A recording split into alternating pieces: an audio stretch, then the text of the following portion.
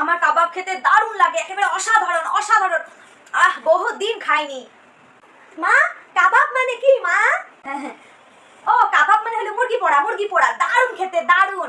এখন আমি ফোনে কথা বলছি, যাও যাও যাও। ও খুব টেস্টি। 2 hours later. ও মাসিমা, নিজের বৌমাকে লাগাম লাগাও না তো, পরে কিন্তু অন্য কিছু হয়ে যাবে, তখন বুঝবে খেলা। কেন, কি হয়েছে?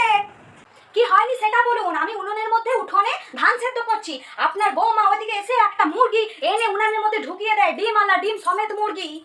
বলে কি না আমার শাওরি মুরগি পোড়া খেতে চেয়েছে, মুরগি আমার চাই না, তো আমি একেবারে হামলা করে দেব।